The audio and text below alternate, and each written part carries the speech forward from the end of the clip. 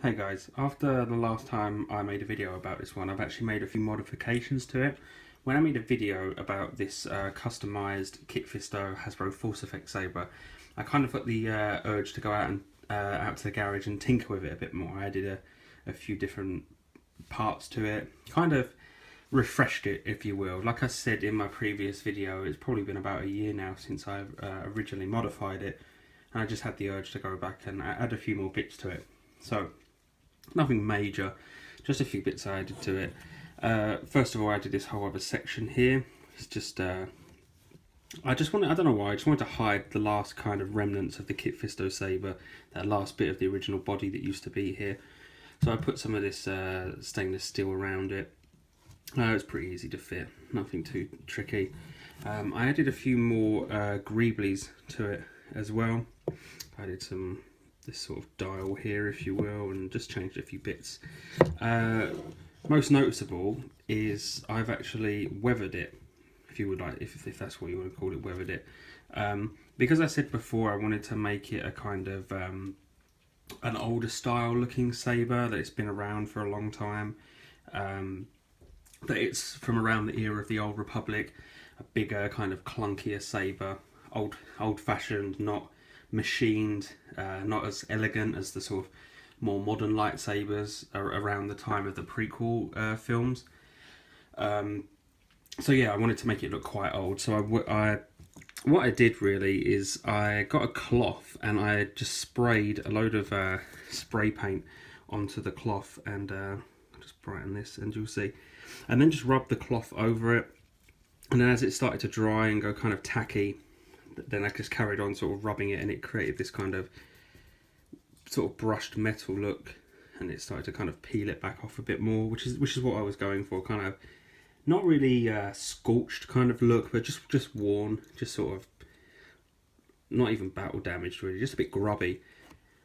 And then I sprayed it with enamel, sort of like a kind of polyurethane kind of style enamel. They usually just put it over paint when you finished it for crafts and hobbies and whatnot.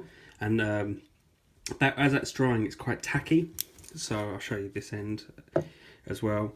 Same kind of thing, as it was drying, rubbed it with a cloth, and it creates a kind of textured kind of feel to it. Not overly bumpy or anything, but a kind of just you can feel the weathering on it.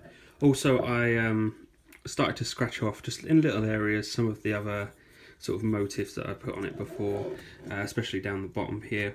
I scratched off just lightly, just little bits and pieces of the original sort of design that I sprayed on here when I first customized it. Now the other big thing I did to it is I changed the blade colour. Now it was originally a green blade, because as I said, it was a Fisto ForceFX Lightsaber. I have a whole bunch of spare parts from other lightsabers and projects, and I had a leftover ForceFX blue blade from a Revenge of the Sith Anakin lightsaber. It took minor modifications to change it, and I will put it in here now to demonstrate. I have the blade right here next to me. Still the same way of putting the blade in, no changes there. So I'll just slide it on the end of the blade. Yeah, it was very easy to change the blades, because the blades are compatible, more or less. It's just this black kind of sheath, if you want to call it that fits over the blade. It just fits this particular the grooves inside, and this little notch here is for this particular saber.